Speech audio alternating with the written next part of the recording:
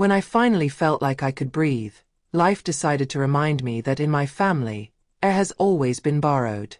My name is Tonya, and I was just 22 years old when I graduated in business administration. For many people, that moment marks the beginning of independence, pride, the calm that comes after years of effort. For me, it was the exact point where the fall began. Throughout college, I lived in my grandmother Lucia's old apartment. A small place, with tired walls and furniture that creaked when you sat down, but to me, it was a refuge. Legally, it was no longer hers. My father, Roberto, had inherited it when my grandmother passed away 3 years earlier. Even so, I never felt like it was free. I paid the utilities, the maintenance, and every unexpected repair. All of it came from my shifts as a waitress at Luigi's Trattoria, an Italian restaurant 2 blocks away, where the smell of garlic clung to my skin even after I showered. It wasn't easy. There were nights when I dragged myself home, my legs burning from walking table to table, mentally calculating whether my tips would last through the week. Sometimes they did. Sometimes they didn't. And still, after a quick meal, I would sit down to study until my eyes closed on their own. No one applauded that. No one saw it. But I knew I was doing my part. My graduation dinner at my parents' house began like a dream. My mother, Patricia, cooked the way she always does when she wants to impress. Fluffy rice, chicken in sauce, perfectly seasoned beans, fresh salad, and a tres leches cake that seemed to promise eternal sweetness. My younger sister, Paula, who was 17 at the time, kept joking that she was going to miss me because I wouldn't be around to help with homework, paperwork, or her teenage drama.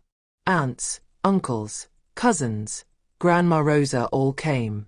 Everyone talked about effort, about the future, about how far I had come.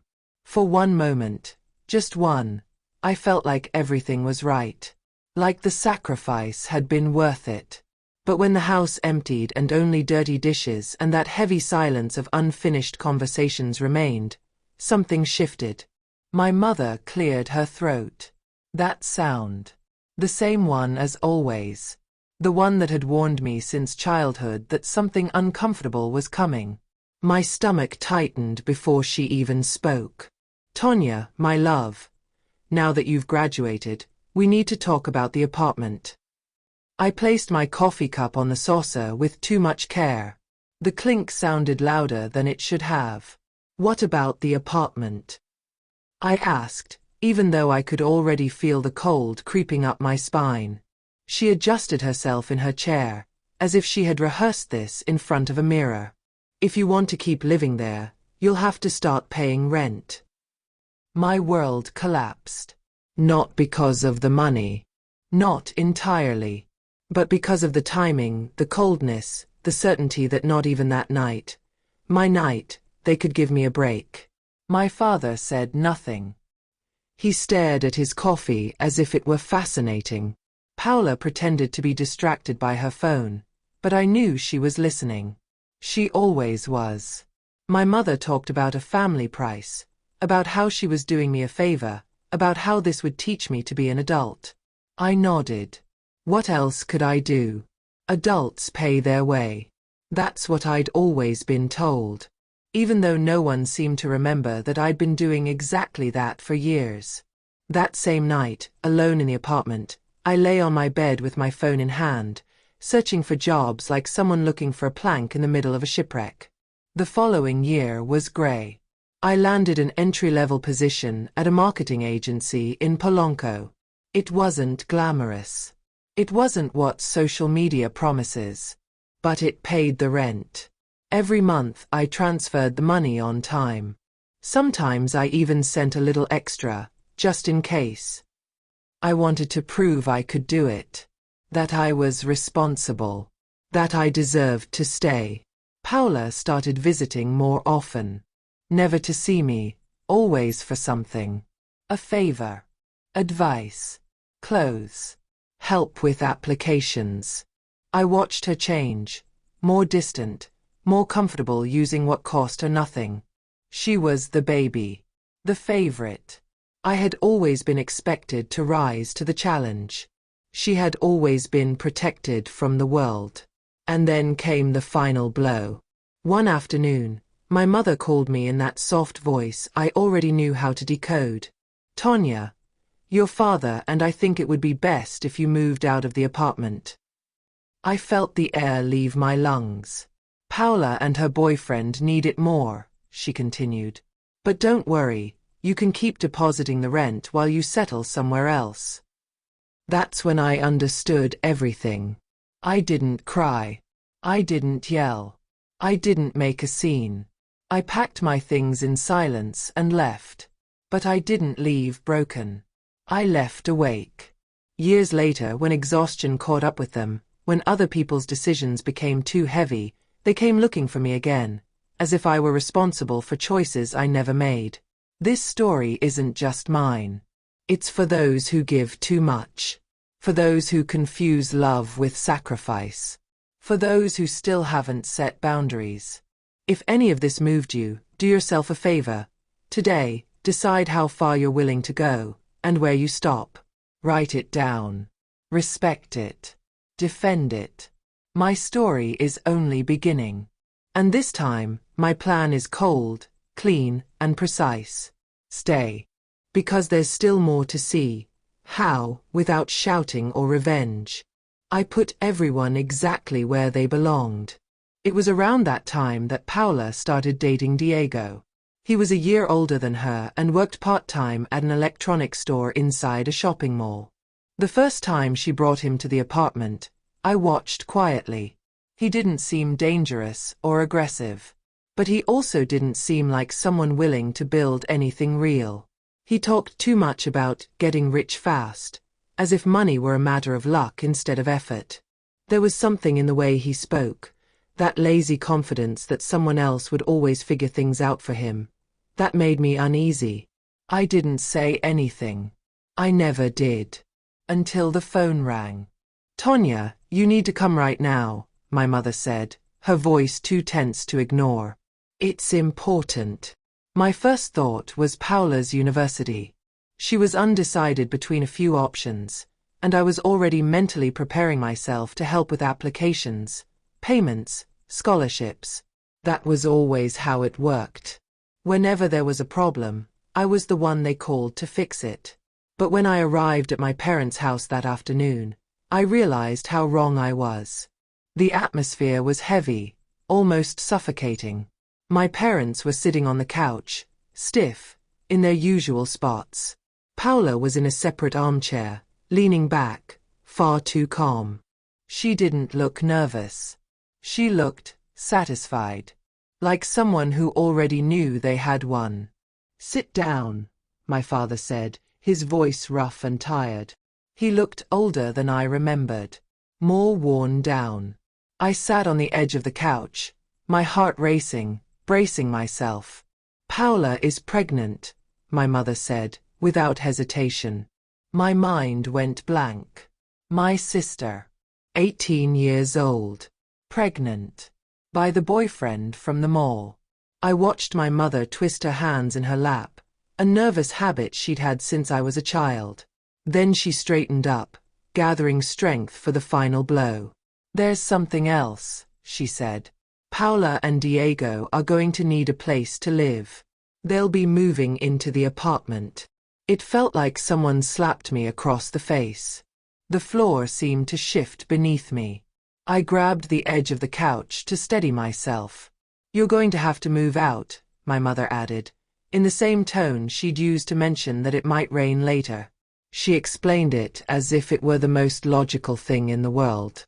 The apartment was already furnished, in a good neighborhood, close to Diego's parents. According to them, it was the perfect solution. I looked at Paula. She was inspecting her freshly painted nails, a faint smile on her lips. She didn't even have the decency to look at me. She was wearing one of my sweaters, the same one she borrowed weeks ago and never returned. "Give me some time to find another place," I said, trying to keep my voice steady. "That's not something you solve overnight." "A week is enough," my mother replied. And then, as if she'd almost forgotten something trivial, she added, "Oh, and you'll keep paying the rent. Your sister can't handle that right now." I let out a nervous laugh. It escaped me without thinking. I honestly believed it had to be a joke. But no one laughed. "You can't be serious," I whispered. "They're very young," my mother explained slowly, as if I were incapable of understanding. "They don't have stable jobs yet, and with the baby coming." She gestured toward Paula's stomach, which barely showed. "Let me see if I understand this," I interrupted, no longer able to hold it in. "You want me to move out and keep paying for an apartment I won't be living in, so two adults who chose to have a child can live there?" "They need our help," my father finally said, looking me in the eye. "It's your responsibility as the older sister. Family supports each other." Responsibility. I stood up. My hands were shaking with anger. If they're old enough to bring a child into the world, they're old enough to work and support themselves. Has Diego even looked for a full-time job? Paula. Is anyone here doing anything besides making demands? How can you be so selfish? Paula suddenly shouted, tears filling her eyes. The same tears she'd always used. The ones that appeared whenever she wanted something she couldn't have. When she wanted a new phone. When she wasn't allowed to go to a party.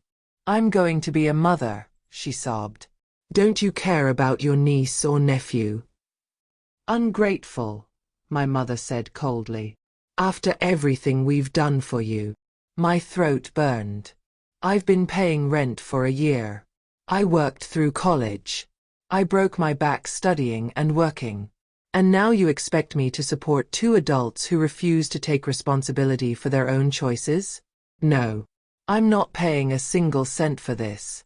And I'm not continuing to deposit money for an apartment I no longer live in." I grabbed my bag. "If you choose this, that's your decision. But don't count on me." I left that house with their shouts chasing me all the way to the car. Selfish. Heartless. Ungrateful. The door slammed shut behind me with a final, irreversible sound. I didn't wait the week. That very night, I started packing. I cried while folding clothes. I cried while packing documents. I cried watching 4 years of my life disappear into cardboard boxes. But I had something no one could take from me. My boundaries. And some savings. Every extra hour. Every, "I won't go out tonight." All of it finally had a purpose. I found a small studio apartment in another part of the city. I went to see it the next day. Signed the contract. Done. It wasn't pretty. The kitchen was tiny, the bathroom needed repairs, and the commute to work would be harder. But it was mine. Before leaving the old apartment, I did something very deliberate. I made a list. I separated what belonged to my parents and what belonged to me. Their furniture stayed. The old couch, the table that had belonged to my grandmother, the bookshelf my father built when I moved in. But the books, the clothes, my kitchen items, everything I bought with my own money, came with me. My coffee maker, bought with my first bonus. My laptop, paid for with tips. My bed, assembled piece by piece. My dishes, my pans, my life. It took me 2 days to move out. And when I closed the door for the last time, I understood something I will never forget. Leaving hurt. But staying would have cost me far more. The clock on the wall was loud. Each second echoing like it was counting everything no one wanted to admit. My mother kept talking, her voice breaking in the middle of her sentences. They were exhausted. The money wasn't enough. The baby was expensive. The bills kept piling up. Rent, maintenance, cravings, emergencies that never stopped. And according to her, Paula and Diego weren't rushing to fix anything. It hurt to hear. Because no matter how angry I was, they were still my parents. Then my mother said something that changed everything. "We know you're doing well." And in that moment I understood. "We think it's time for you to help your sister too." I laughed. Not because it was funny, because it was unreal. "So you're telling me you want me to support them as well?" "Your sister can't work right now," my mother insisted. "There's the baby." "And Diego?" I asked calmly. "Can't he work? Can't he take care of his own child? Or does that idea just never come up?" I looked at them. The same people who taught me to study, to work hard, to earn my own way. Now they were defending two perfectly capable adults who simply didn't want to take responsibility. "Let me see if I understand," I said slowly. "You're working yourselves to exhaustion to support Paula and Diego, who could work, but choose not to. And now you want me to join in and keep allowing this." My father turned red. "You're selfish," he snapped.